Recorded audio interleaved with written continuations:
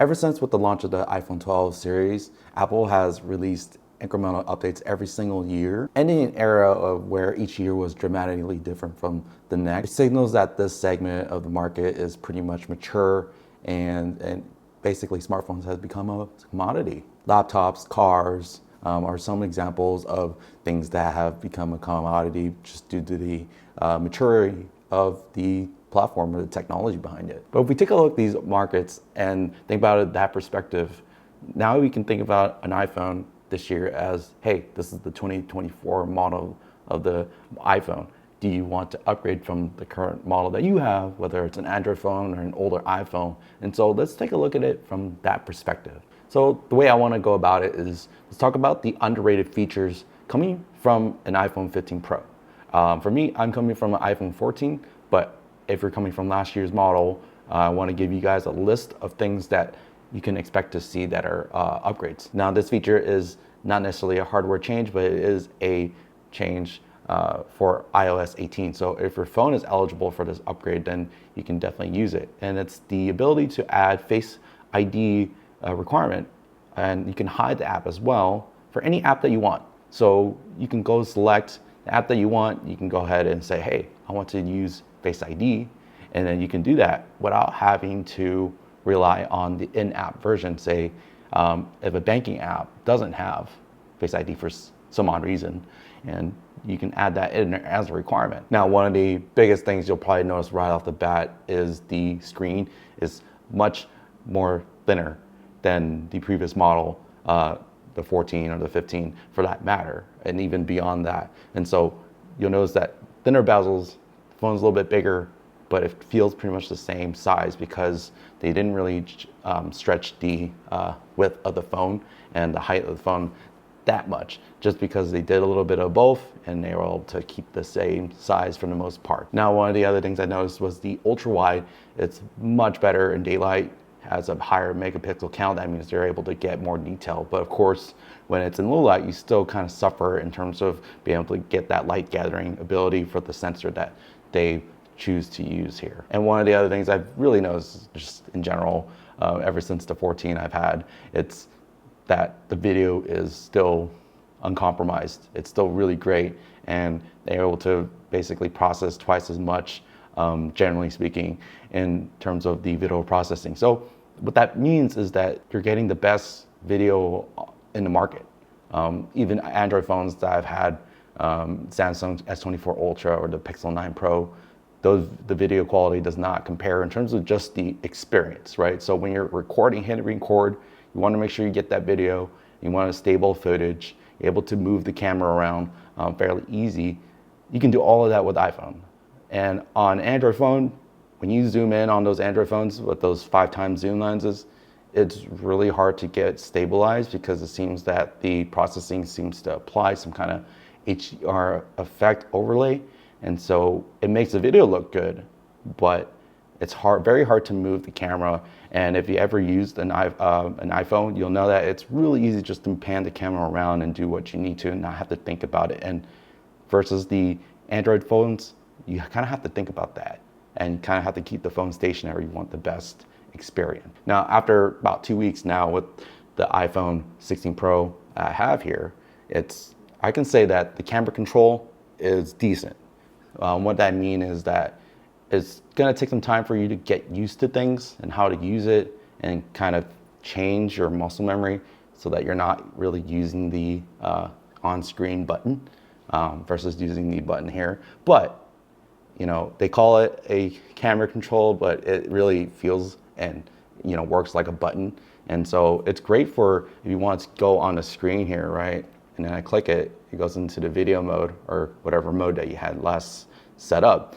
By default, it does go to the default photo mode, but you can change all that in the settings to go to the last previous saved mode or whatever you were just using. I will say that the controls for changing the aperture, all of that, the half press, if you will. What I will say is that half pressing the camera control does take some getting used to. I think that's probably the biggest thing. Instead of just, you can take a picture pretty easy, you just click it, you're good to go. But if you want to control different settings, change the exposure levels, all that stuff, it can be doable. It just takes some time to get used to it. And so, you know, if you want to kind of invest time to do that, I think you'll get a lot of benefit in terms of just being able to have a nice focused view without any kind of the UI elements in the way of what you're taking, and all of that hidden at the top. So one of the things you don't get with these 15 Pro is the ability to customize the different photographic styles to kind of tune in exactly what you want to how your photos look like. And so when you're taking a normal photo, you're able to change how the photo looks like based on the amount of saturation and the tone, basically the, you know, how dark or light the photo looks and how much color there is or the type of color. So the default photographic style for the iPhone, it's pretty warm in my opinion, a little bit too warm to what I think is natural. And it's funny because they even have a natural and neutral tone. So those are the two I use, the natural and neutral ones. And then I tune that a little bit just to get rid of a little bit of color and then darken it a little bit. And then that's kind of my style. And I think that's great. Unfortunately, this is more of a hardware change that they've, you know, basically made it so that you have to get the new iPhone in order to have this process available, because you're able to do this at the beginning, at the middle, or at the end. So you can change this at any point in time as long as you have the photo available to, you know, mess with that setting. And this is great because you're able to just edit your photos right in camera, right in the Photos app, and then just upload it without having to do anything with a different app and mess with that. And it's all native. And one last thing about the camera control, as you guys notice, I just did this, right? And showed you guys, okay, as you can take a picture like that. But you notice that I just naturally gravitate toward taking a landscape, but I don't think a lot of people take landscape photos these days. They take a photo like this. And so taking a photo this way, it's definitely a little bit harder, right? And you know, you kind of get used to, again, using the UI element to take the picture. But for me, I'm left-handed, right? So I use my phone holding my left hand, but you can use the ring finger to kind of press the button and then press it again to kind of get a you know, photo there, or video. You want to take a video. The iPhone 16 Pro lineup now has the ability to charge with MagSafe up to 25 watts. That's crazy fast for an iPhone. If you guys noticed before, I think before it was like 10 watts or 15 watts, if I'm not mistaken. So if you already have MagSafe stuff, you'll probably want to get on this and enjoy the benefits of being able to fast charge your iPhone now.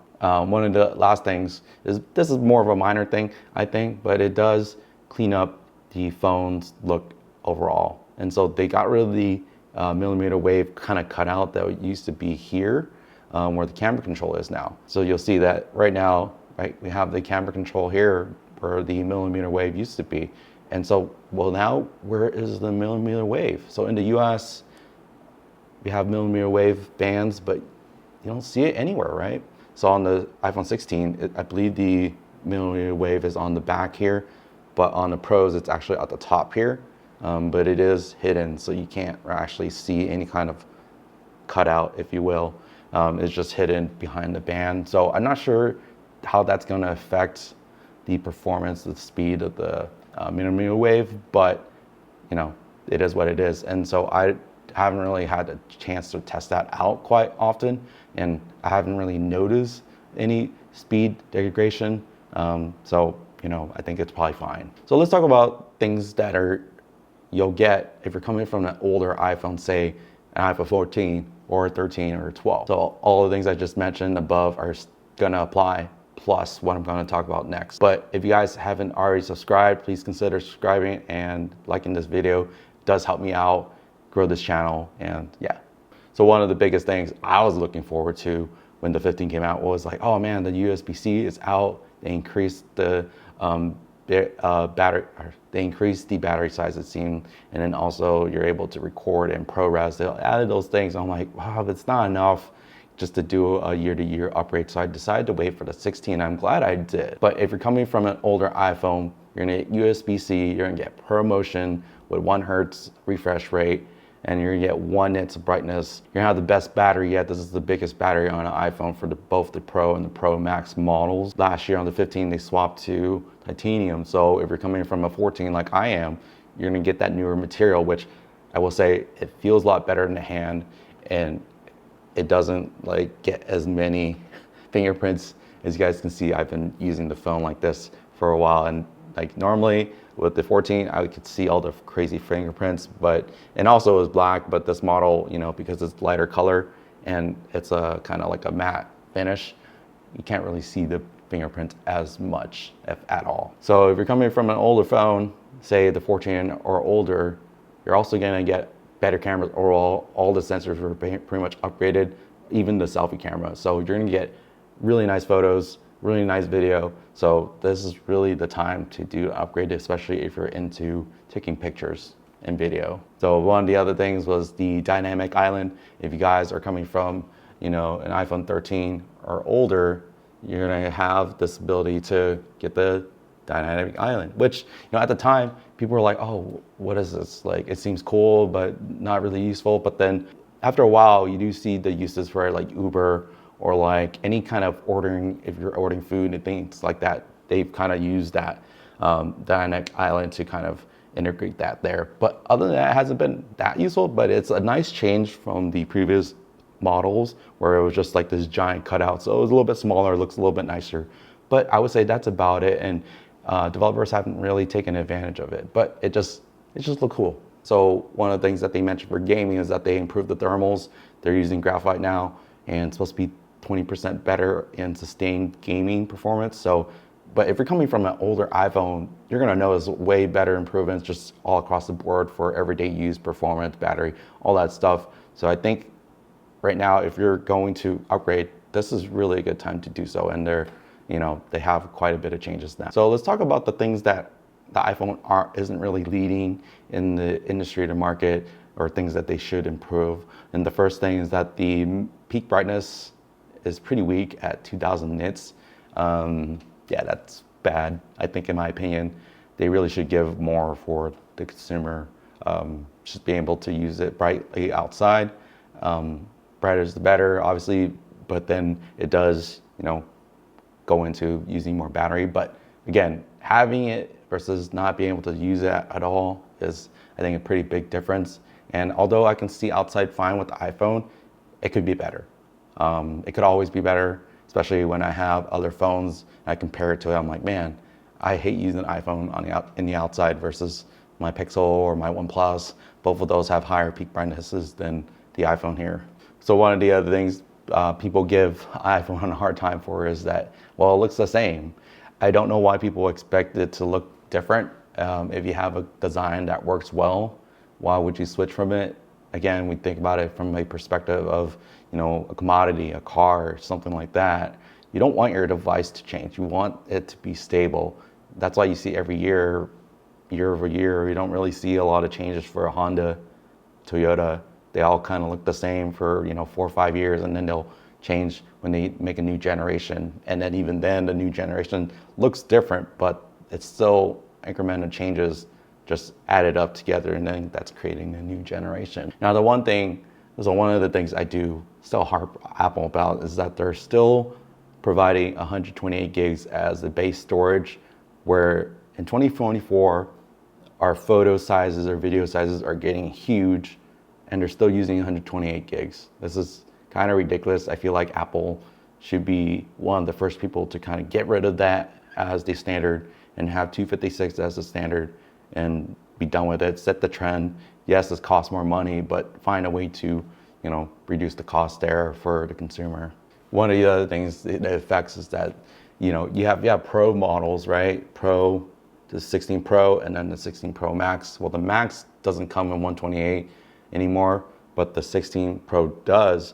And that really bothers me because you can record your ProRes data onto an SSD, but then you can't really do it for that long on, if you got a 128 gig model, right, and you're trying to record ProRes, you're not gonna be able to do that. I have a 256 here for context. And so there's no way I can do that. And so I had to go get a SSD, but not that I wasn't gonna get an SSD, it's more like you don't have the option and then you have to pay more just to get the 256. I would rather, again, just have the 256, $999. But yeah, that's about it in terms of things you expect to see when you get an upgrade. If you want to do an upgrade this year, right now I'm gonna just throw in some videos and photos at this point. So you guys want to check out that kind of stuff.